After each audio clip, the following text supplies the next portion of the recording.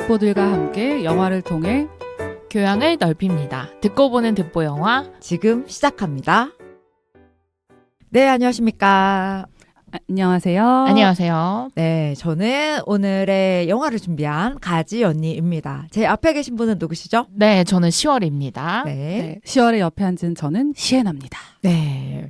여러분들, 저희 이 방송 나가는 기점으로 네. 이제 설날이 지났고, 네. 네, 설날이 지나면 뭐예요? 드디어 2025년이 제대로 시작됐다는 거 아닙니까? 아하, 네. 그래서 당차게 여러분들에게 좀 묻고 싶습니다. 여러분들 2025년 계획, 목표 이런 거 있으실까요? 시에나 어때요? 저는 정말 한 가지는 확실하게 하고 싶다라는 게 있는데 그게 뭐냐면 이제 좀 건강에 대한 거, 운동. 하고 싶은데 그 중에서도 제가 이 하체 뒤쪽에 근육이 되게 짧아요. 그래서 햄스트링? 맞아요. 네. 전체적으로 다 짧아가지고 이 그럼 올해는 허리도 안 좋은데. 맞아요. 그래서 허리가 되게 안 좋아서 좀 고생을 많이 하는데 올해 1년 안에 되지는 않겠지만 올해 1년 안에 지금 안 내려가는 것에 반 정도를 늘리겠다. 라는 목표를 갖고 있어요. 굉장한 목표인데요. 반이면은 네. 사실 이러면 이제 내년에는 폴더가 돼야 돼요. 그래서 반까지만 일단 해보고 싶다라는 거대한 목표를 가지고 있습니다. 연말에 한번 검사인데 똑같아요. 똑같아도 즐기면서 맞아. 재밌게 운동하시면 네. 좋을 것 같습니다. 네. 맞아. 10월은요? 저는 좀 근데 이제 점점 목표를 이렇게 딱 세우진 않게 되는 것 같아요. 맞아요. 네, 그냥 저도 그래요. 올 한 해도 무탈이 별일 없이 그냥 잘 또 지냈으면 좋겠다 이렇게 생각을 하는데 네. 그 와중에 저는 그냥 올해 목표는 그냥 해보는 거. 좋다.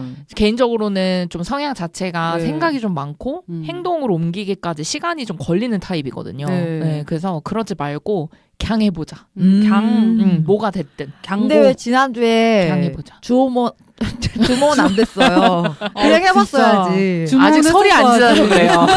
아, 설 지나면 다시 한 주 지나서 했다. 네, 2025년이라 이제 어머, 그냥 했다. 강하네 이제. 업그레이드 됐잖아. 럭키 비키잖아. 그래서 뭐든 해볼 테니 혹시 주저하는 저를 보시면 네. 채찍질 해드릴게요. 채찍질 네. 해주셨으면 네, 좋겠습니다. 채찍 GPT입니다. 무섭다.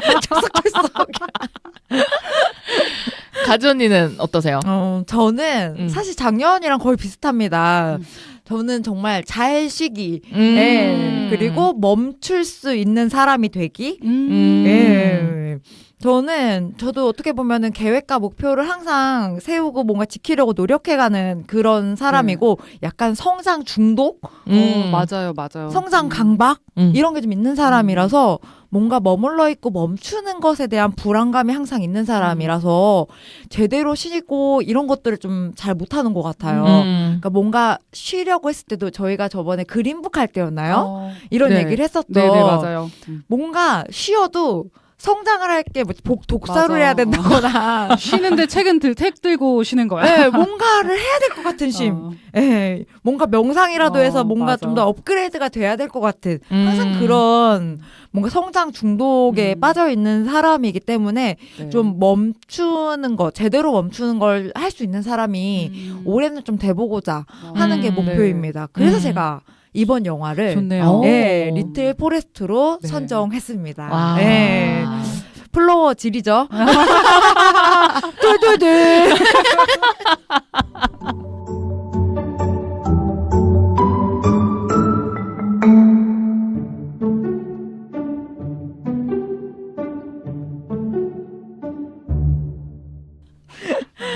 네, 자, 저희가 이렇게 이 2025년 저의 목표와 함께 이 영화를 선정해 봤는데, 네. 이 영화, 어떤 영화인지 좀 줄거리부터 얘기 좀 해볼 건데요. 네. 10월, 어떤 줄거리인지 좀 부탁드릴게요. 네. 주인공인 인물 혜원은 네. 대학생이 되면서 그토록 원했던 서울살이를 시작을 하게 되는데요. 뜻한 대로만 흘러가지 않는 일상에 지쳐서 고향으로 다시 돌아오게 됩니다. 오랜 친구인 재하와 은숙을 다시 만나고 직접 키운 농작물로 한 끼 한 끼를 만들어 먹으면서 겨울, 봄, 그리고 여름, 가을을 보내고 다시 겨울을 맞이하게 되는데요. 새로운 봄이 찾아오며 혜원은 새로운 시작을 하게 됩니다. 특별한 4계절의 힐링 스토리를 담은 영화 리틀 포레스트입니다. 아, 그렇죠. 본격 힐링 영화다. 네. 라고 이야기할 수 있고요. 이 영화는 2018년도에 개봉을 했었고요. 감독은 임순례 감독이었죠. 그래서 임순례 감독님 대표적인 작품 기억나는 거 좀 있으실까요? 우리 시에나. 갑자기 생각이 안 나네요. 저는 네. 그거 생각나거든요. 우리 생애 최고의 순간. 네. 예, 우생순. 이게 지금 제가 봤던 영화여가지고 기억이 나서 네. 이분이 연출한 것들을 좀 보면은 네. 좀 이렇게 잔잔한 연출들이 좀 많은 것 같더라고요. 예, 그래서 좀 여쭤봤고, 네. 주인공, 혜원 역은 누구였죠? 정년이요. 김태리 배우였습니다. 그렇죠. 정년이로 또 2024년에 또 호연을 펼쳐준 김태리 배우가 예, 역할을 했었고 거기에 이제 남자친구가 아니었죠. 네. 그 재하 역할을 맡은 배우는 류준열 배우. 예, 저는 이 영화 보면서 류준열 배우가 되게 찰떡인 느낌이더라고요. 그 맞아요. 농촌 총각의 그 농사짓는 그 뭔가 바이브가 되게 잘 어울렸다. 맞아요. 그 순박한 웃음과 네. 예, 그런 느낌이 들었고 은숙 역의 진기주 배우. 네. 지금이랑 되게 사뭇 다른 모습이더라고요. 맞아요. 네, 오랜만에 보니까 네. 되게 풋풋한 느낌? 맞아요. 뭔가 대학생 때 보는 느낌이 예. 진짜 딱 드는 것 같은. 그리고 확실히 진기주 배우도 카메라 마사지가 많이 들어갔구나. 뭔가 이런 느낌이 들었어요. 그때에 맞아요. 비해서는. 연기도 살짝 그 연기 자체가 되게 뭔가 연기력을 요하는 역할은 아니어서 네. 그냥 자연스럽게 넘어간 것 같기는 한데 연기력도 그때는 사실은 좀 그쵸. 굉장히 어색했다. 진짜 신인 느낌이 확실히 네. 팍팍 나는 그런 풋풋함이 있었던 맞아요. 것 같아요. 근데 그래서 또 이 영화가 한 번 더 힐링 포인트가 되는 것도 있었던 것 같아요. 그들의 시작 뭔가 이런 것들이 보여서. 맞아요. 그리고 저는 뭐니 해도 혜원 엄마 역에 아. 문소리 배우가 네. 저는 이 영화에서 굉장히 한몫했다고 생각이 들었어요. 맞아요. 예. 굉장히 편안하게 자연스럽게 그 연기하는 게 이 영화를 좀 이끌어준 힘이 아니었나? 좀 그런 생각이 들더라고요. 네. 예. 그래서 이 영화 제가 힐링 영화라고 말씀을 드렸는데 네. 두 분은 어떠셨는지 좀 궁금하거든요. 네. 시에나 영화 어떻게 보셨어요? 저도 이 영화 보면서 힐링 사실 많이 된다라고 느끼는 영화 중에 하나고 영화에 그 4계절의 자연이 다 담겨 있잖아요. 맞아요. 그 자연이 너무 신비하고 아름답기도 한데 그거를 이제 압축해서 보여주는 풍경 자체가 너무 좋았고 이번에 이 영화 보면서 왜 이 영화를 보면은 힐링이 될까? 자연이 나오는 영화는 많은데 맞아요. 생각을 해봤더니 영화 속에 크지 않게 되게 잔잔하게 뭐 물 흐르는 소리, 뭐 새 소리, 맞아요. 발자국 소리, 뭐 눈 밟는 소리 이런 자연의 소리가 다 곳곳에 들어있더라고요. 그래서 영화를 내가 눈으로 보고 있지만 동시에 자연에 있는 것 같은 느낌도 어느 정도 받을 수 있어서 더 힐링이 된다라고 느끼지 않았을까 싶기도 했고요. 또 이 영화가 막 흙에서 그 식물이 자라는 모습도 나오고 맞아. 싹이 쏙 나오고 막 그런 모습. 약간 다큐 같은 느낌이 드는 동시에 또 음식 유튜브를 보는 것 같은 먹방. 느낌도 동시에 들어요. 먹방 쿡방. 맞아요. 그래서 이제 자연이 나오다가 그걸 이제 막 만드는 장면도 같이 나오는데 그런 구도들도 너무 깔끔하고 그리고 되게 잘 만들잖아요. 그 만드는 게 맞아요. 정말 군더더기 하나 없이 잘 만드는 게 스트레스 받지 않게 잘 볼 수 있는 것 같아요. 왜냐면 가끔 어떤 이제 요리 유튜브 같은 경우에 막 뭐 떨어뜨리고 잘못 썰고 이러면 보는 사람 좀 불편하게 만드는 경우도 있잖아요. 근데 깔끔하게 만들어서 그런 거 전혀 없이 거슬리는 장면 하나 없이 깔끔하게 만들어내는 그런 모습이 좀 무언의 희열감이 느껴지는 것 같기도 하고. 김태리 배우가 직접 다 했다고 하더라고요. 그거를요? 네. 아주 깔끔하게 노련하게 야무진 손. 야무진 손 잘했어요. 그래서 저는 이 영화를 보는 주 연령대를 한번 생각을 해봤는데 네. 왠지 이제 노년층보다는 조금 아래 연령대가 더 볼 것 같다라는 생각을 했는데 그런 연령대가 좀 이제 어릴 때 시골을 접해보거나 혹은 아예 시골을 잘 접해보지 못했던 그런 연령대일 것 같은데 시골을 어릴 때 접해봤던 관객에게는 좀 향수를 줄 수도 있을 것 같고 아예 접하지 않은 관객에게는 어느 정도 그 시골에 대한 판타지를 줄 수 있는 내용들이 많이 담겨져 있지 않았나 싶기도 했습니다. 그래서 맞아. 저는 그 포인트가 또 반대로 조금 아쉽기도 했던 게 뭐냐면 시골 삶에 대해서 너무 미화했어.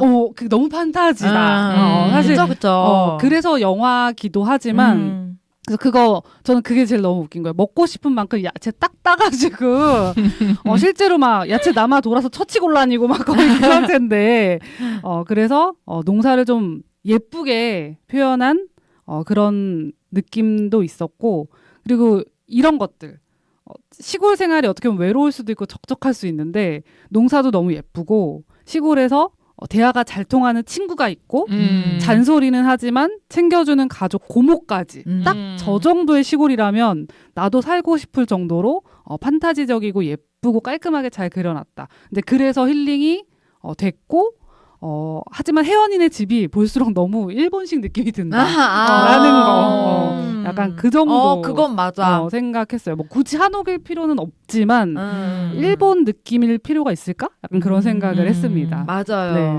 그리고 집 자체도 진짜 너무 예뻐서 사실 시골집이 그러기가 쉽지 않잖아요. 맞아요.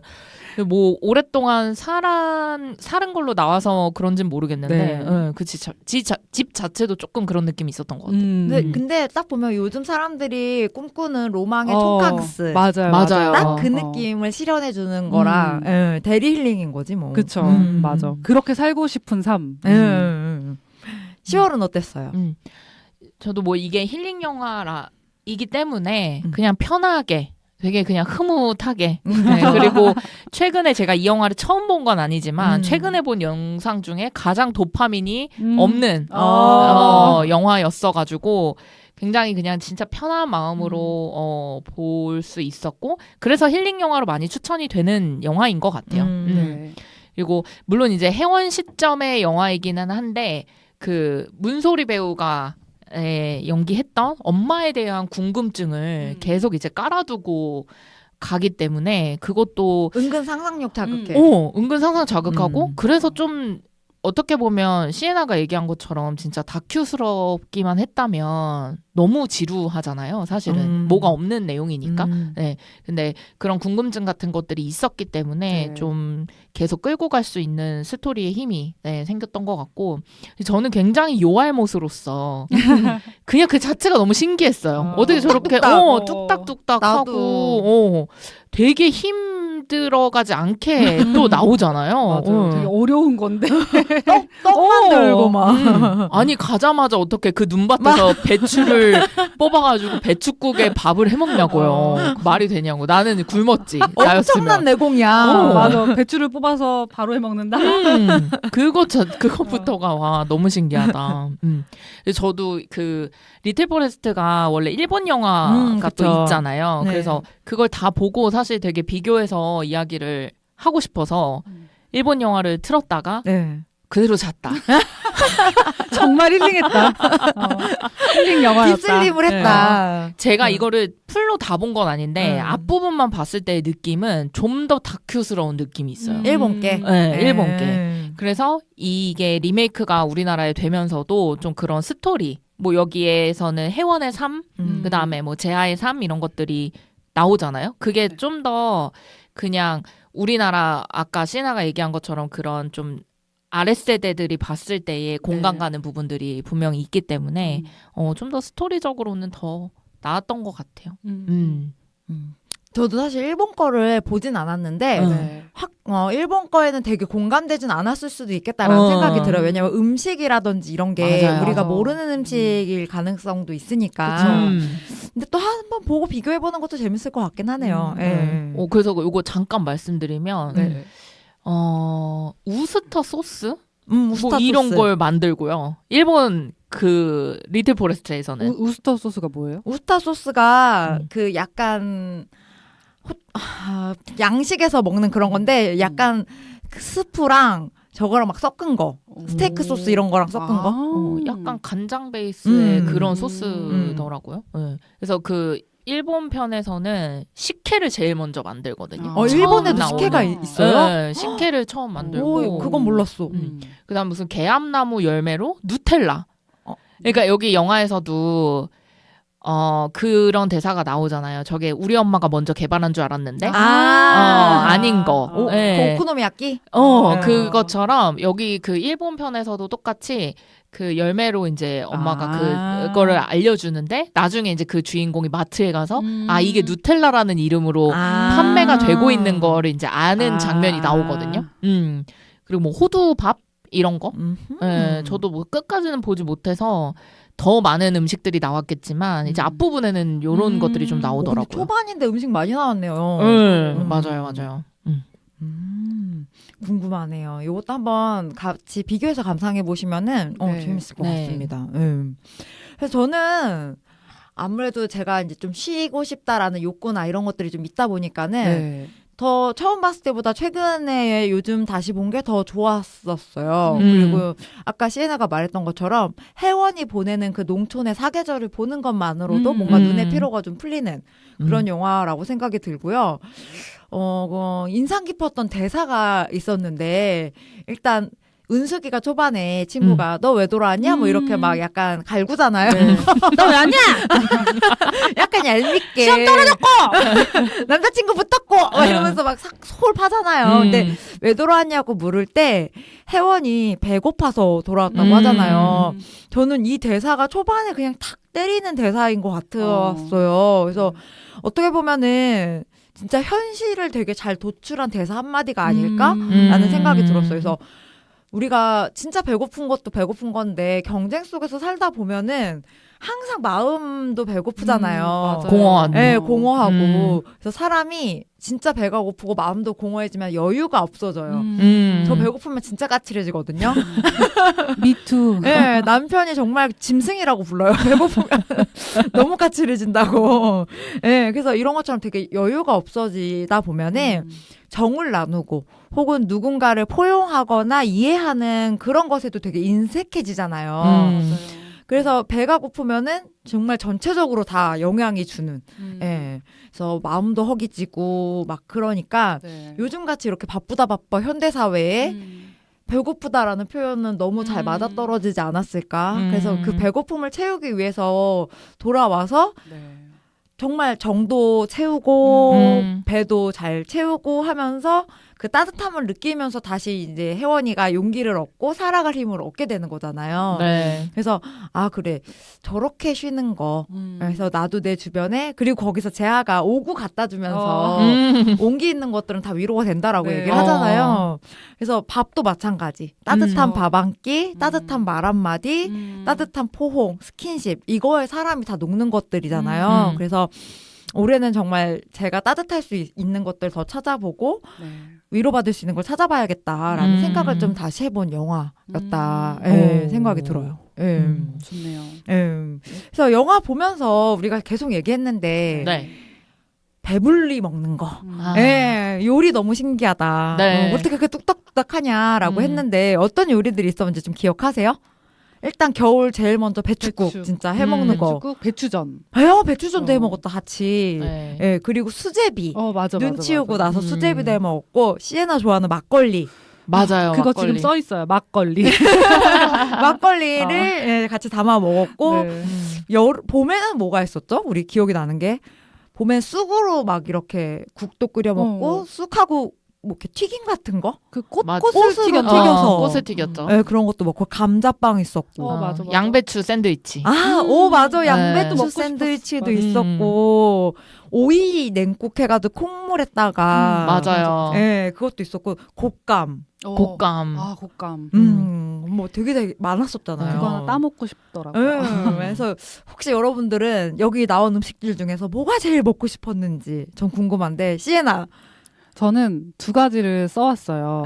고르고 골라서 딱 2가지를 썼는데 일단은 그 직접 만든 떡. 그래. 떡. 진짜 그 갓 나온 떡은 맛 없을 수가 없는 떡이기 때문에 떡을 사실 만드는 거 쉽지 않잖아요. 맞아요. 그래서 저 예전에 떡을 좋아해가지고 막 떡 만드는 그런 클래스? 클래스를 가볼까 했는데 그거 가도 집에서 안 만들 것 같아서 그냥 안 사 먹을 거야. 현명하다. 혼자 이랬는데 그 따끈따끈한 갓 나온 떡. 갓 나온 떡을 너무 먹어보고 싶었고 그리고 막걸리를 제가 참 좋아합니다. 그래서 요즘 이제 첨가물 안 들어간 물과 쌀과 누룩으로만 만드는 막걸리를 굉장히 한때 작년 한 해 동안 엄청 열심히 찾아 먹었거든요.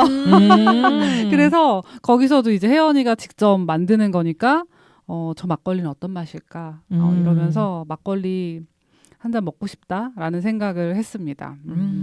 지금도 입맛을 다시고 있어. 막걸리 맛있어. 혹시 추천해줄 막걸리 혹시 있어요? 상표? 네, 있어요. 네. 만약에 혹시라도 포천을 가신다면 산정호수 막걸리라는 게 있는데 그게 일단 제가 지금 살 수 있는 그 지역에서 살 수 있는 막걸리를 가장 좋아하고 그냥 일반 약간 마트에서 살 수 있는 막걸리 중에서는 배 정도가의 우곡생주라는 막걸리가 있어요. 그 우곡생주 막걸리가 지금 초판이랑 맛이 살짝 변했는데 살짝 걸쭉한 느낌의 고소한 알코올 도수가 조금 있는 막걸리인데 거기다 얼음을 꼭 지금 바뀐 버전에는 얼음을 꼭 타 먹어야 돼요. 얼음을 꼭 타 먹고 마트에서 그냥 먹는 막걸리 중에는 누린마을이 전 최고. 저도 느린마을 제일 좋아해요. 그렇게 제 취향으로 추천을 드려봅니다. 그러면 최애 그 안주 조합 있으신가요? 안주 조합이요? 네, 막걸리에는 사실 근데 막걸리를 전이랑 먹으면 배가 부르거든요. 그래서 역시 고수야. 고수다 진짜. 저는 이제 술로 식사를 잘 하지는 않아서 이제 식사 외에 먹다 보니까 신김치에 먹으면 아주 기가 막혀요. 역시 고수다. 진짜 고수다. 새참으로 반일할 때 그렇게 드시잖아. 나중에 이 추천해준 막걸리 진짜 꼭 먹어보고 싶네요. 산정호수 막걸리, 우곡생주, 그리고 느린마을은 원래 맛있고. 제주도에 또 생각나는 게 25 막걸리라고 또 있는데 25 막걸리. 25 막걸리. 살짝 요거트 맛도 나서 살짝 새콤한데 첫 모금 먹었을 때는 뭐야 약간 이랬는데 먹다 보니까 매력 있다. 그것도 얼음을 살짝 타서 먹으면 더 맛있다. 다음 달에 제주도 가서 맛보는 걸로. 그거 우리가 가는 장소랑 좀 멀어요. 그게 또 파는 곳이 따로 있군요. 요새 인터넷으로도 근데 25는 팔긴 하더라고요. 궁금하면 시켜 먹는 걸로. 막걸리 토크 좋았어요. 너무 좋네요, 진짜. 눈에 생기가 돈다. 눈에 지금 앙방이 밝아졌어. 자, 10월은 어떤 게 제일 먹고 싶어? 저는 예상이 가요, 10월. 10월이 좋아하는 음식이 있기 때문에. 그래요? 떡볶이! 떡볶이. 땡! 아깝네요. 안타까워요. 아니, 왜냐하면 떡볶이는 너무 사실 흔한 그쵸. 근데 먹을 좋아하니까. 수 있는 맞아요. 떡볶이 많이 좋아하죠. 그래서 저도 근데 저는 한 3개 정도? 다 포기할 수 없다. 다 포기할 수 없다. 꼽아봤는데 저는 그 꽃튀기 나도 그거 너무 궁금해. 너무 궁금해요, 진짜. 그래서 다른 음식들이 많이 나오긴 했지만 그거 너무 궁금하고 그리고 그 ASMR 소리가 영화에서도 파삭했잖아요. 그거 너무 먹어보고 싶다라는 생각이 들었어요. 꽃튀김이 저도 1번이었거든요. 너무 궁금해서. 맞아요. 진짜 궁금해요. 저 지금 왜 침삼 기죠? 그럴 수밖에 없어요. 진짜 얘기하다 보니까 침이 고이는데 그게 1번이었고 그 다음에 그 오이 콩국수 그게 면이 안 들어가고 오이를 이렇게 면처럼 해서 채 써서 채 썰어가지고 콩국에다가 이렇게 먹는 게 나오는데 고소하고 너무 시원할 거 프레시할 것 같은 거예요. 맞아. 맛이. 그래서 저희 그 홍콩 얘기를 계속 이어서 하게 되는데 홍콩 갔을 때 이제 저의 붓기를 많이 이제 관리를 좀 해주셨잖아요. 그래서 근데 진짜 제가 그때 너무 많이 좀 다짐을 하게 됐어요. 이제 나쁜 거를 좀 많이 줄이고. 멀리하고 좀 건강식 위주로 먹고 몸을 좀 건강하게 디톡스를 좀 만드는데 해야겠다. 좀 신경을 써야겠다. 이거 진짜 많이 느꼈거든요. 맞아, 해야 돼요, 진짜. 네. 그래서 더 이 음식이 눈에 들어왔던 것 같아요. 더 건강해 되게, 보이는. 건강해 보이고 프레시한 느낌이 있는. 그래서 요렇게랑 그다음에 밤조림도 좀 궁금해서 밤조림. 네. 맞아, 요렇게 맞아. 세 개를 한번 근데 꼽아봤어요. 저 밤조림에서 조금 의문이었던 게 그 밤에 속껍질을 다 안 까고 그대로 조린 거죠. 저는 그렇더라고요. 맞아요. 그럼 맛이 좀 그러지 않을까 싶어서 좀 저도 그 부분이 조금 궁금하고 의아하더라고요. 근데 그게 오래 끓이는 그 방식으로 나왔잖아요. 그래서 그게 되게 그냥 그런 느낌이 안 날 것 같아요. 네, 껍질의 느낌이 막상 먹었을 때는. 그래서 그거 궁금하긴 하더라고요. 그래서 이렇게 세 가지를 저는 꼽아봤습니다. 좋아요. 저도 네. 일단은 진짜 꽃튀김 너무 궁금하고요. 그리고 두 번째는 그 방빵. 감자빵. 감자빵. 네. 도대체 감자빵이 어떻길래. 맞아. 네, 제가 또 빵도 좋아하고 감자도 좋아해서 어떻게 만든 저희가 춘천 유명한 그 감자빵 맛일까 싶기도 하고. 근데 약간 감자빵 맛있죠. 네, 영화에선 식빵처럼 좀 나오더라고요. 맞아요. 감자빵이. 아예 반죽에 감자를 섞은 것 같았어요. 영화에서는. 그래서 너무 그 빵이 쫙 찢어지는 그 결이 너무 맛있어 보여가지고 그거에 초코우유 먹으면 진짜 맛있겠다. 뭔가 약간 그런 생각이 막 들었어요. 역시 쩝쩝박사랑 조합까지. 바로 조합을 해야지. 디테일해. 그리고 아까 그 냉콩 오이 콩국수에서도 조금 아쉬웠던 게 검은깨를 넣어야 된단 말이야. 그게 조금 아쉬웠다. 이상 쩝쩝박사였습니다. 네, 그래서 이렇게 먹을 것이 진짜 많이 나와서 어떻게 보면 정말 보는 즐거움? 보면서 맞아요. 어떻게 보면 또 한편으로는 괴로웠어. 맞아요. 먹고 싶어, 먹어보고 싶어, 막 이런 생각이 들어서 좀 그랬던 영화였습니다. 그죠?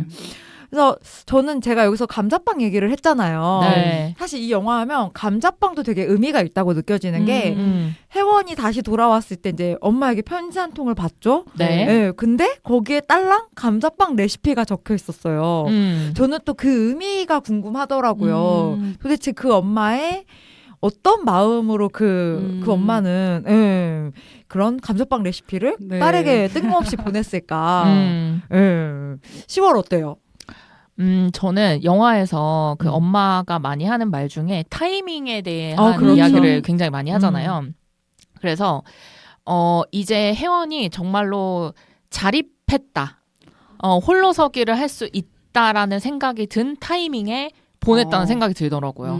네. 그래서 이제 이 레시피를 보내줘도 그간의 음식들은 계속 그 레시피대로 해왔다면 이제는 혜원이 자신만의 감자빵을 만들 수 있는 그럴 정도로의 성장한 시기 그 타이밍이라고 생각을 해서 이제는 너에게 공개하마 약간 이런 마음으로 물려주마 이제는 맞아. 그런 마음으로 레시피를 보내지 않았을까 그런 생각이 좀 들었어요. 저도 되게 비슷하게 생각했어요. 그래서 비슷한 게 제가 먼저 얘기를 드리자면은 저도 그 타이밍 자, 혜원이 너가 독립할 때가 됐어. 이제는 왜냐면은 그 거기서 재하가 엄마가 어떻게 이런 걸 보낼 수 있어? 막 이러면서 막 얘기하니까 야 너도 너만의 감자빵 뭐 레시피를 사놨어? 뭐 이렇게 얘기를 하잖아요. 그때만 해도 그러니까 영화 끝에 근데 편지를 썼다고 하잖아요. 그렇게 나만의 레시피. 근데 난 내 빵이 더 맛있는 것 같아라고 했을 때 진짜 이 독립이 됐구나라는 포인트가 있었던 것 같고 그리고 전 하나 더 좀 얘기를 하자면 혜원에게 혜원에게 엄마가 너를 잊지 않고 있어 라는 걸 좀 알려주기 위함일 수도 있겠다라는 생각이 들었어요. 왜냐면 엄마가 집을 떠날 때 남길 편지 보면은 너를 이곳에 뿌리 내리게 하고 싶어서 여기에서 계속 머물렀던 거야 라고 써놨잖아요. 그래서 너가 힘들 때 여길 떠올리면 힘이 될 거야 라고 뭐 이런 식으로 썼는데 혜원이 다시 돌아왔다는 건 이 친구가 얘가 이제 좀 지쳤구나 뭔가 필요하구나 휴식이 이런 것들을 느꼈을 때 그러면 이제 엄마에 대한 그리움 어떻게 보면 또 엄마 왜 떠났어 원망도 들 수 있는 그 타이밍인데 엄마 너와의 약속을 잊지 않고 있었어. 엄마 너 계속 생각하고 있어. 너 버려진 거 아니야. 라는 것들을 이 타이밍에 좀 보여주고 싶지 않았나? 이런 생각도 조금 들었어요. 그래서 엄마 너 사랑해. 너 혼자 아니야. 이런 것들 좀 보여주고 싶지 않았나? 이런 생각도 좀 들었어요.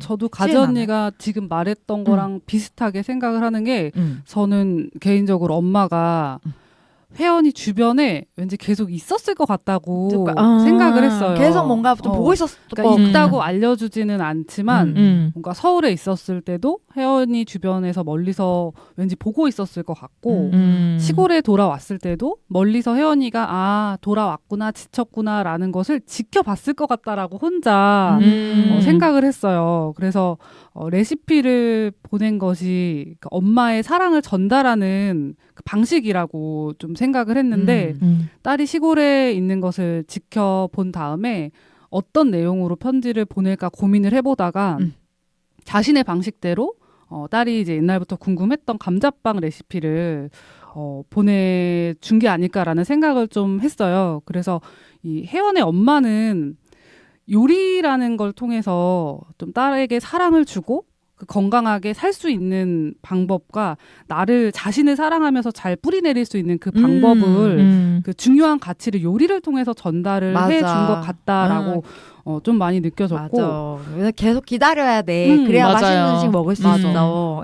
제가 예전에 그 읽었던 공지영 작가님 책 중에서 딸에게 주는 레시피라는 책이 있었거든요. 근데 저는 그 책 읽을 때 리틀 포레스트 그 혜원의 엄마가 마치 혜원에게 써놓은 것 같다라고 느껴지기도 했었어요. 그 책이 편지 형식인데 뭐 이런 순간에는 뭐 이런 기분일 때는 뭐 이런 상황에는 뭐 이렇게 해봐 뭐 이걸 먹으면 뭐 이런 식으로 이렇게 되어 있거든요. 그러니까 요리가 아까 가전이 얘기한 것처럼 이제 기다림이나 인내가 필요하기도 하잖아요. 그 만드는 거 그리고 그 뒷정리 이런 것도 필요하고 정성과 시간이 들어가야 되는데 하지만 그 결과물은 어쨌든 나 자신이나 혹은 가족을 위한 거기 때문에 저는 요리가 사랑이라고도 많이 생각이 들었고 그래서 자신을 사랑할 수 있는 근본적인 방법을 혜원이에게 엄마가 전달을 해줬던 것 같고요. 그리고 그 혜원이가 엄마에게 마지막으로 써놓고 떠난 편지 내용도 읽어보면은 감자빵 내용이잖아요. 네. 엄마 나는 다른 방식으로 감자빵을 만들었어. 근데 내가 더 맛있는 것 같아. 그래서 우리가 보통 오랜만에 엄마에게 쓰는 편지다라고 하면은 감자빵 내용이 아니라 막 엄마 보고 싶었어. 잘 지내? 이런 내용을 보통은 쓰지 않을까 짐작을 할 수 있잖아요. 저라면 약간 그럴 것 같거든요. 근데 어쩌면 우리는 약간 그동안 너무 좀 가족애와 희생 이런 거를 강조하는 내용에 익숙해진 것은 아닐까라는 생각이 들기도 했고 왜 오랜만에 보내는 엄마의 편지가 감자빵 레시피면 안 되지? 맞아. 엄마가 꼭 딸을 걱정해야만 되나? 약간 이런 생각을 하면서 이 혜원이의 이 편지를 보고 혜원이랑 엄마가 서로 그들의 방식으로 잘 살아가고 있다는 것을 전달을 해줬구나 라는 생각이 많이 들었고 여기서 만약에 혜원이가 난 엄마가 고3 때 집 올라가고 한시도 말해준 적이 없어 막 이런 편지를 썼다고 하면 영화가 좀 장르가 이제 좀 심파로 바뀌지 않았을까 싶어요.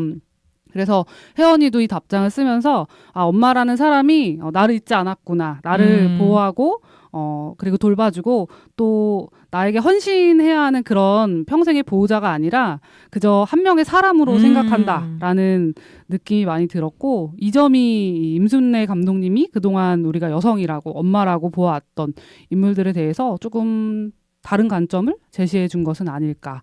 엄마와 딸이 꼭 집착과 애증으로 희생으로 얽힌 관계가 아니라 각자의 삶을 살아가는 주체들이다. 그냥 그런 것을 또 은유적으로 전달해 준 것은 아닐까 하는 생각을 했습니다. 맞아요. 저도 맞아요.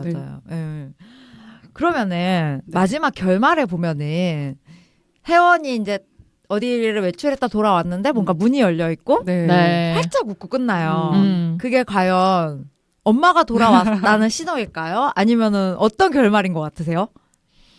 10월 어때요? 저는 근데 다 여러 가지로 좀 볼 수 있을 것 같은데 이게 엄마가 돌아와서 진짜 문이 열려 있었을 수도 있고 아니면은 이제 진짜 혜원이 단단하게 뿌리를 내려서 새 출발하는 그런 혜원을 맞이하는 네, 그런 새로운 문일 수도 있겠다라는 생각이 좀 들었거든요. 네. 그래서 지금은 어느 정도 회복이 된 회원이기 때문에 그 모습을 조금 더 지켜보다가 정말 필요한 타이밍에 예를 들어 그 감자빵 레시피를 보낸 그 타이밍처럼 그때 나타날 거라고 생각이 들었어요. 그러면 지금은 엄마가 마지막에는 돌아오지 않았다. 돌아오지 않았다. 네. 그렇게 봤어요, 저는. 저도 10월 얘기 들으니까 갑자기 생각이 나는 게 그 처음에 혜원이가 그 시골집 돌아왔을 때 이렇게 커튼을 딱 열면서 시작이 되는데 그게 뭔가 이렇게 연극에서도 쫙 여는 그런 느낌을 좀 받았거든요. 근데 커튼이 이제 열려 있고 휘날려 있는 게 혜원의 새로운 시작을 좀 의미해준다라는 그런 의미로도 좀 보이는 것 같다라는 생각이 지금 잠깐 들고, 저는 또 이제 상상을 해서 스토리를 썼잖아요. 좋아. 근데 엄마가 지금은 돌아왔을 것 같진 않고, 역시 지금은 돌아왔을 것 같진 않고, 편지 정도는 있지 않았을까. 그냥 그런 생각. 그리고 어느 날 이제 미래의 어느 날 엄마랑 혜원이 만날 것 같기는 한데 되게 생뚱맞게 막 혜원이 만약에 농사 짓고 있으면 옆에 와서 토마토 그냥 따먹으면서 말을 하는 그런 식으로 나타났다가 또 어느 날 또다시 혜원에게 말을 안 하고 휘리릭 사라지지 않을까? 그냥 그렇게 혼자 상상을 해봤습니다.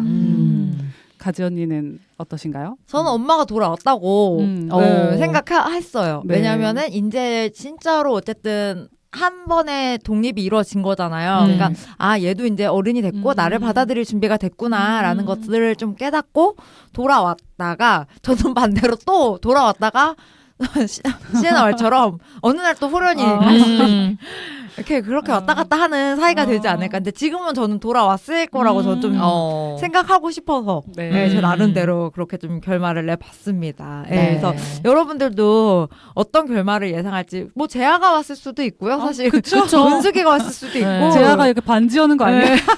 그럴 수. 나랑 결혼해줄래? 그거 괜찮네. 그 결말로도 갈 수도 있어요. 은숙이랑 싸워야지 그럼. 은숙이 맞네. 은숙이가 가만두지 않지. 아무튼 어떤 결말, 그렇게 열린 결말에서 한번 또 이야기를 나눠봤고요. 네. 사실 이 영화는 정말 뭐 성장, 먹방, 풍경 되게 감상거리가 많은 영화잖아요. 그래서 각자가 생각하는 이 영화의 감상 포인트 하나씩 짚어보면 좋을 것 같아요. 그래서 어디에 초점을 맞춰서 보면 좋을지. 시에나 어때요? 저는 이 영화에 이 영화 두 분 보시면서 약간 톤 다운된 느낌 느껴지지 않으셨었나요, 혹시? 뭔가 약간, 쨍하지 않고.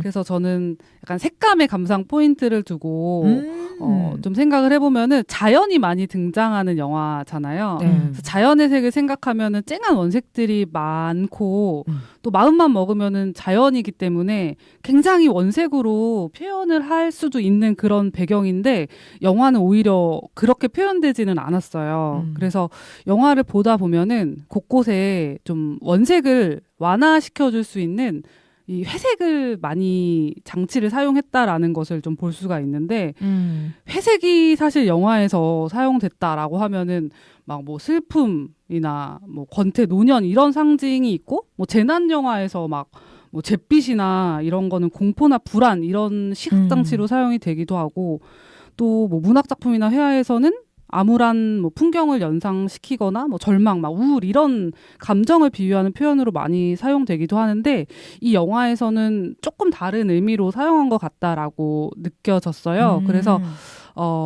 영상에서 음식을 만드는 게 사실은 음식이라는 거를 우리가 맛을 안 보고 시각적으로 느낀다라는 거는 좀 어렵기도 하잖아요. 근데 맛이나 뭐 향이나 이렇게 우리에게 느껴지지는 않지만 이 회색의 장치를 사용해서 영화 속에서 좀 음식의 맛이나 향을 시각화시킬 수 있도록 그 도와주는 장치의 역할을 좀 독특히 했다라고 보여지고 있고 또 되게 많이 나왔거든요. 눈이 쌓인 길이나 뭐 진돗개 오구 그리고 뭐 음식을 담기는 그릇, 뭐 난로, 곶감에 서린 분말, 뭐 엄마의 편지, 눈 속에 담긴 배추도 그렇고 뭐 막걸리, 아이러브 막걸리도 그렇고 굴뚝에 나는 연기 이런 이제 시청각의 공간감을 구석해서 관객들에게 좀 감정을 생성할 수 있게 이런 회색의 장치를 많이 사용했다는 것이 저는 이 영화의 감상 포인트로 좀 이야기를 하고 싶습니다. 그런 시각적인. 네. 맞아요. 그런 거 찾아보면서 그 포인트로만 보셔도 되게 네. 다채로울 수 있죠. 10월은요? 저는 시에나가 시각적인 포인트를 얘기해 주셨다면 저는 청각적인 포인트를 생각을 했어요. 그런 ASMR도 그렇고 네. 저는 그보다 혜원의 나레이션이 너무 맞아요. 좋았거든요. 저도요. 네. 네. 맞아요. 그 김태리 배우의 그러니까 낮은 톤의 목소리, 안정감 있는. 네.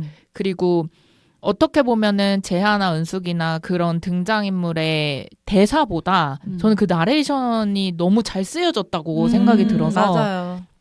한층 더 진짜 그 나레이션 대사들로 인해서 조금 더 감정적으로도 풍부해지는 그런 느낌도 얻을 수 있고 그래서 좀 거기 목소리나 김태리 배우의 목소리나 아니면 그 나레이션 대사를 좀 따라가면서 영화를 보면은 또 그 또한 포인트가 될 수 있을 것 같아요.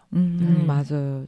저는 좀 조금 추가로 얘기를 하자면 그런 대사 속에서 나오는 메타포적인 게 되게 많잖아요. 그러니까 성장이나 삶에 대한 그런 것들에서 네. 예를 들어 아까 전에 저희가 말한 음식 또 맛있게 먹으려면 기다려야 돼라고 했을 때 네.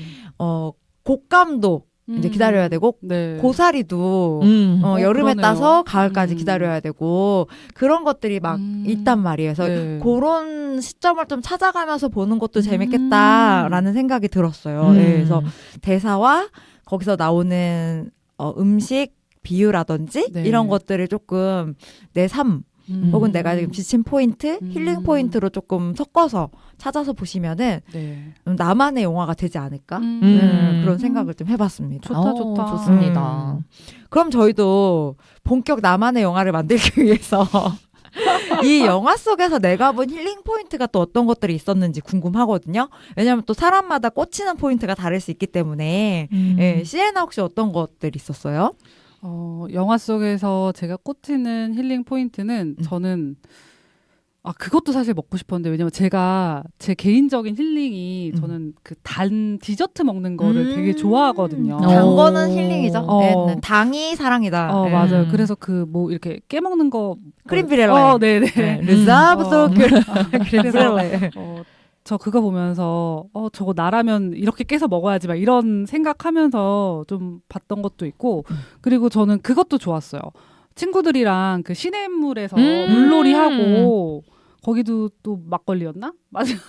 아니 그때는 그 은숙이가 집에서 훔쳤죠. 네. 아빠가 담근 술. 네. 저 당금주는 좋아하지 않지만 그 자리에 이제 막걸리로 대체해서 뭐 그런 자연 속에서 막 뭐 이렇게 잡고 저 그런 거 되게 좋아하거든요. 거기서 고동자 맞나?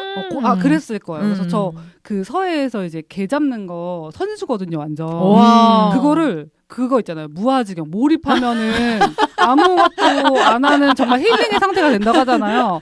저 게 이렇게 한 박스씩 잡을 수 있거든요. 그래서 진짜 저번에 저희 아이 유치원 친구 가족이랑 같이 놀러 가서 그 엄마랑 저랑 둘이 개 1시간 정도 개만 잡는데 그 언니가 저한테 야, 개 잡는 거 너무 재밌어 이러면서 그래서 그 막 고동 잡고 자연에서 그렇게 노는 그런 포인트들이 생각이 났어요. 그런 거 하면은 정말 무아지경에 빠지는 게 저도 맞아. 작년에 친한 언니들이랑 네. 제가 조개잡이를 매년 가니까 조개를 잡으러 한번 같이 데리고 갔어요. 잡아야 되겠다. 네, 근데 그 언니 중에 한 명은 또 심지어 디스크도 있었어요. 허리 디스크가 있는데 안 쉬고 잡더라고요. 맞아요. 네, 그리고 한 명 또 다른 언니는 그 네일 아트 같은 것을 굉장히 또 주렁주렁 예쁘게 하는 언니인데 맨손으로 진을 파더라고요. 내 손도 그거 신경 왔어. 일단 파더라고요. 그래서 역시 사람이 그 뭔가 잡고 몰입한다는 거 정말 몸을 좀 포인트 쓰면서 중에, 맞아. 여기서 혜원은 농사를 짓잖아요. 그쵸. 네, 농사도 짓고 그런 것도 잡으러 다니고. 그리고 단순 반복 작업이 의외로 진짜 그냥 아무 생각 없이 맞아, 하게 맞아. 되니까 되게 힐링이 되더라고요. 맞아요. 그래서 멍 때리는 그런 것들 많잖아요. 막 그림, 그 색칠하는 거나 이런 것들 그냥 생각 없이 하게 되는 맞아요. 것들. 네. 맞아요. 그런 거 진짜 중요한 것 같아요. 예. 10월은요?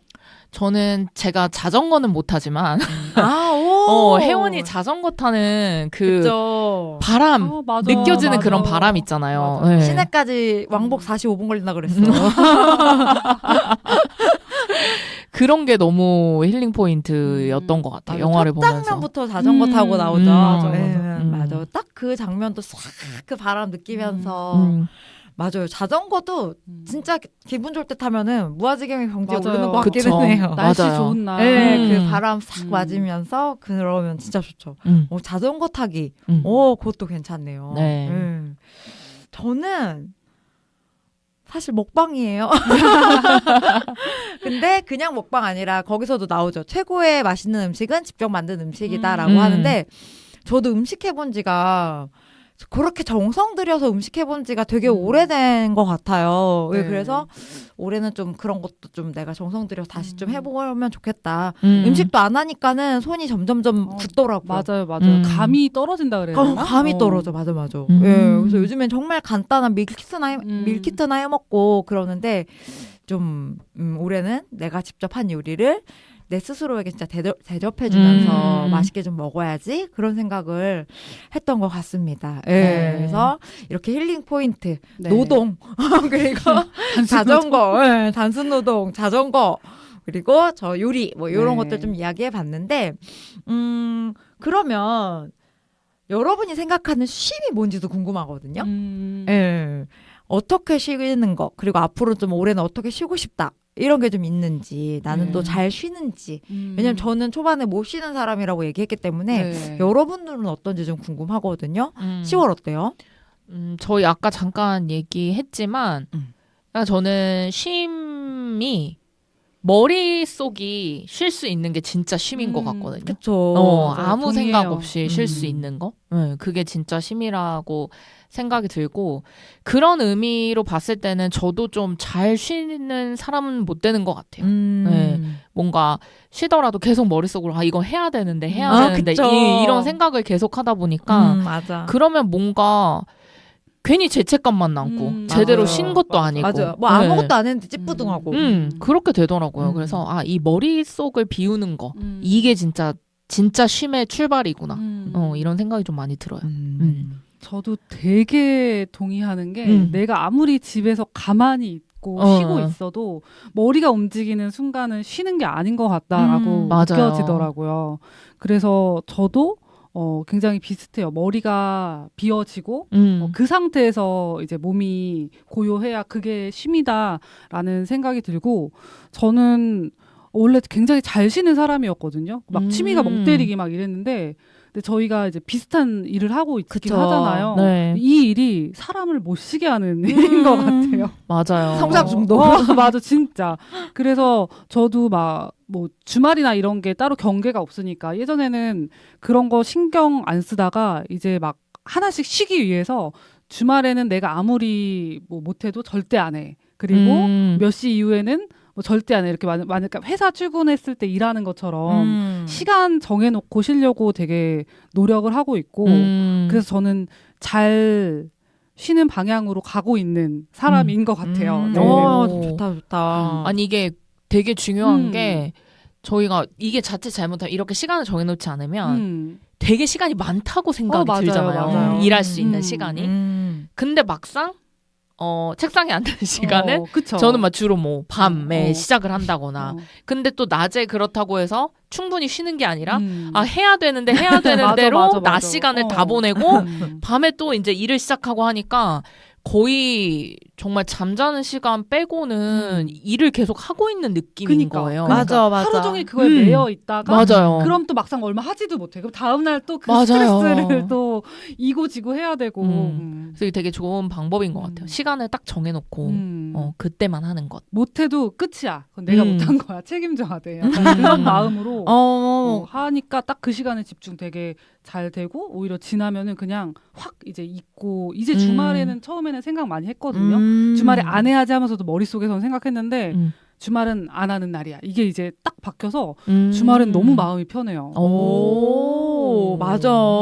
그거 진짜 그 사실은 우리 뇌는 연습하고 맞아. 반복하면은 되기 때문에 올해는 진짜 저의 목표가 그거였듯이 네. 좀 노력을 해보고 싶다라는 좋습니다. 생각을 해봤고 그러면은 이제 여기 리틀 포레스트 잖아요. 네. 그러니까 나만의 작은 쉼터가 될 수 있는 곳. 네. 예. 영화 속에서 이 엄마는 네. 자연, 요리, 해원에 대한 사랑이 이제 작은 숲이었다라고 하고 해원도 자신의 숲을 찾아보고 싶다라고 이렇게 결론을 내렸는데 여러분들은 여러분들의 숲 뭔가 좀 의지가 되고 네. 뭔가 휴식을 할 수 있는 숲 있으실까요? 신예나. 저는 이 영화 예전에 처음 봤을 때는 회원의 입장을 되게 따라가면서 아 그치 뭐 취업하다 보면 힘들지 막 지치지 막 이러면서 봤거든요. 근데 이번에 다시 봤을 때 되게 그 엄마의 그 문소리 배우 역할에 되게 많은 공감이 됐어요. 그래서 저도 이제 아이를 키우고 있는 그 상황이기 때문에 저도 그 문소리 엄마가 그 김태리 배우가 말하잖아요. 내가 엄마의 작은 숲이었던 것 같다. 엄마는 뭐 나를 잘 뭐 숲을 잘 키워놓고 간 것 같다라는 그런 대사를 했던 것 같은데 그래서 저도 지금 생각해 보면 제 아이가 저의 작은 숲인 것 같아요. 네.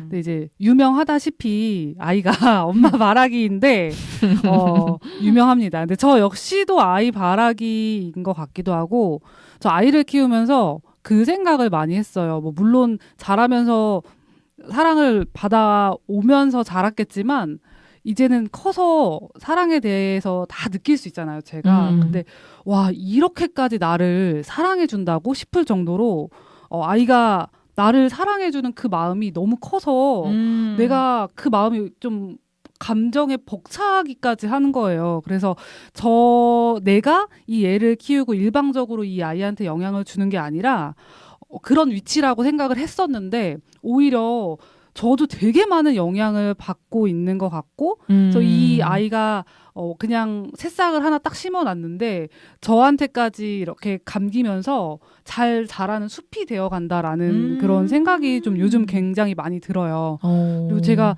최근에 한 번 더 그런 생각이 강하게 들었던 게 작으니까 제가 항상 이렇게 안아주고 막 뽀뽀해주고 하는데 제가 어느 날 이렇게 침대에서 약간 피곤하다 이러고 있었는데 이제 오더라고요. 그래서 되게 자동적으로 이렇게 안아줬는데 아니야 안 안아줘도 돼 그러더니 이번에는 내가 안아주는 거야 이러면서 우리 엄마 힘들지 이러는데 어머머머. 그게 뭐라고 너무 그날 하루에 있었던 막 힘들었던 게 진짜 쫙 다 내려가는 거예요. 그래서 너무 큰 숲으로 커지고 있구나. 정말 작은 새싹이 숲이 됐구나라고 좀 많이 느껴지고 있어요. 그래서 저는 이번에 이 영화 보면서 나도 혜연이 엄마처럼 단단하고 좀 자립할 수 있게 혼자 잘 살아갈 수 있게 잘 심어주고 싶다라는 그런 생각을 많이 하면서 봤습니다. 네. 또 다른 많은 생각을 그렇네요. 하게 드는. 그렇네요. 자녀에 대한 생각이 또 생각이 많아지네요. 네. 많아지네요. 네. 시월은요? 저는 결혼을 하고 나서는 확실히 배우자가 숲인 것 같아요. 이게 대나무 숲일 수도 있고 그리고 진짜 아주 가까운 지인한테 그러니까 그냥 뭐 아주 가까운 지인이죠. 네, 남편이 최고로 가까운 지인이고 베스트 프렌드고 그래서 친한 친구한테도 얘기 못하는 것들도 다 말할 수 있고 네. 그래서 저는 그 초반에는 부부라는 느낌을 크게 못 받았었거든요. 결혼을 했음에도. 네. 연애 오래 했으니까. 연애를 오래 해서 그럴 걸 수도 있어요, 진짜. 네. 근데 좀 시간이 지나면서 또 해가 바뀌고 하면서 이제는 정말 부부다, 배우자다 이런 느낌이 점점 이제 시간이 흐를수록 좀 강해지는 건 있는 것 같아요. 네. 그래서 힘들 때 좀 그냥 쉴 수도 있고 그냥 내가 아무 말을 해도 다 받아주는 사람이니까 그런 의미에서 또 저의 숲이지 않을까 싶습니다. 맞아요. 저도 배우자 생각도 해봤는데 저는 배우자의 가슴이요. 가슴? 그러니까 이게 말하면 그러니까 네. 구체적으로 저는 좀 더 들어간 거죠. 예, 그러니까는 뭐 이야기 나누고 이런 것도 좋은데, 그러니까는 가슴이라고 표현한 게 온기예요, 온기. 예. 그래서 그냥 남편이 아침에 일어나거나 혹은 뭐 이럴 때 가끔 지가 먼저 이렇게 두 손을 활짝 펼칠 때가 있어요. 네. 지가 먼저. 예, 극히 이제 가끔 드물게. 근데 그럴 때마다 이제 한번 폭 안기. 근데 저는 항상 제가 먼저 가서 먼저 안기긴 하는데, 네. 먼저 그렇게 두 팔을 펼치고 했을 때, 딱 가슴에 안겼을 때 그 따뜻함. 오. 예, 저도 그게 너무 좋더라고요. 그래서, 나 정말 왜, 박정현 노래 중에 그대 가슴에 그 얼굴 묻고 뭐, 아닌데? 그거는 그대 가슴에 좀 더 옛날 노래 아닌가? 지금 소리도 너무 노래방 같아. 그 박정현 노래 중에 왜 그대 심장 소리 들으면 좋다고 그런 가사 있는데, 하여튼, 제가 그 느낌을, 왜 좋은지 그 가사가 왜 쓰여졌는지를 또 공감이 됐거든요. 남편이랑 이렇게 누워서 오빠 가슴에 이렇게 딱 귀를 대고 있으면 쿵쿵쿵쿵 뛰잖아요. 그게 되게 안정감을 주더라고요. 예. 그래서 그의 가슴이 나의 작은 숲이다. 나도 오늘 그의 가슴을 좀 그대 가슴. 나 무슨 노래인지 기억났다. 그죠. 그대 가슴에 맞아. 그거. 나는 뭐 그거 있어. 잊고 싶어요. You and I 그거. 지금 아시면은 약간 혼종된 것 같은데. 보름에게 편집자에게 좀 부탁합니다. 음악 살짝 깔아주시면 정말 감사하겠습니다. 저희가 길을 잃었기 때문에 지금. 왜 노래방 왔지? 그래서 진짜 저희 그래도 이렇게 작은 숲을 알고만 있는 것만이라도 그럼요. 사실은 그럼요. 우리가 일상을 살 수 있는 정말 힘? 음. 그러니까 산다라고 생각이 좀 들었고, 음. 올해는 그런 것들을 좀 더 많이 늘려서 하나하나 더 감사한 한 해가 네. 되었으면 좋겠다는 생각을 해봤고, 네. 제가 얼마 전에 RM이 올려준, 남준 네. 씨가 올려준 그 스토리, 남준 씨의 스토리를 보고 되게 공감하는 글이 있었는데, 네. 그게 고려대학교 심리학과 하지원 교수가 쓴 칼럼이거든요. 네. 거기에서 나온 부분이 뭐냐면, 행복해지고 싶다고 누구나 생각은 하지만 이게 되게 어려운 일이라고. 뇌는요, 위험을 예측하고 탐지하는데 최적화된 기관이래요. 네, 원래 자체가. 그래서 애초에 행복을 만끽하리라고 만들어지지 않았대요. 그래서 우리는 악착같이 의도적으로 행복감을 느껴야 한다라는 취지의 글이거든요. 네, 그래서 우리의 뇌가 행복을 느끼는 프로세스로 되어 있지 않으니까 그걸 연습을 해야 된다라는 그런 내용이거든요. 네. 그래서 이 영화 보시면은 행복할 수 있는 요소들 되게 많거든요. 그래서 그런 것들 좀 찾아서 나만의 포레스트를 찾아보는 네. 여러분들 되셨으면 좋겠다라는 생각 들고요. 네. 끝으로 이렇게 좀 힐링할 수 있는 영화들 또 추천해 주신다면 어떤 것들이 있을까요? 우리 시에나. 저는 약간 그런 영화 좋아해요. 이제 뭐 그 영화도 좋아하는데 파리로 가는 길이라는 영화 제목이었던 것 같은데 제가 기억하는 거랑 영화 제목이 일치하는지는 지금 정확하진 않지만 길을 잃었네요.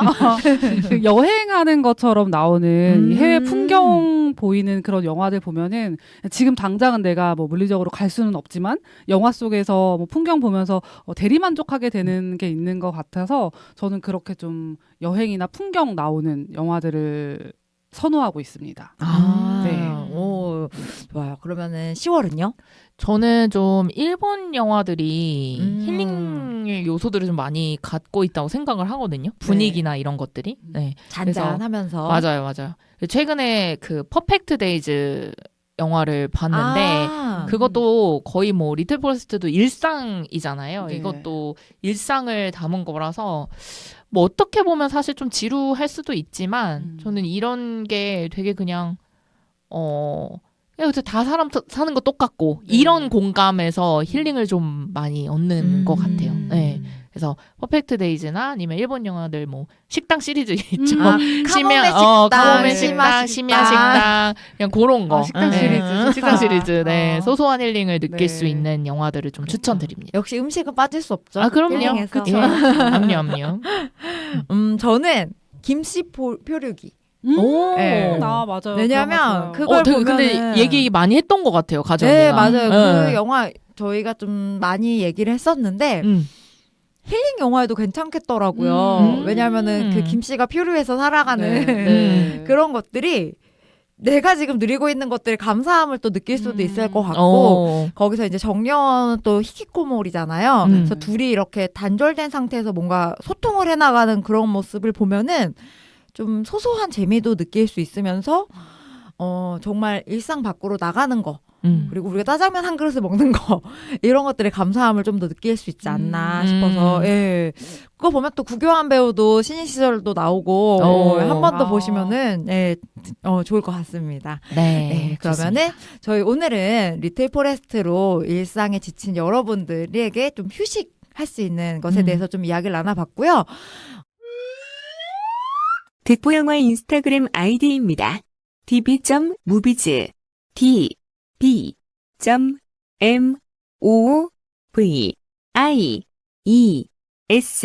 많은 관심 부탁드립니다. 다음 주는 어떤 영화일지 또 기대가 되네요. 네, 정해지진 않았지만 기대해 주시면 감사할 것 같고요. 그러면 여러분들 2025년 새해 복 많이 받으시는 거 플러스 복세 편살 편하게 사시고 더 충전하는 올해가 되셨으면 좋겠습니다. 그럼 다음 주에 또 만나요. 안녕. 안녕. 안녕.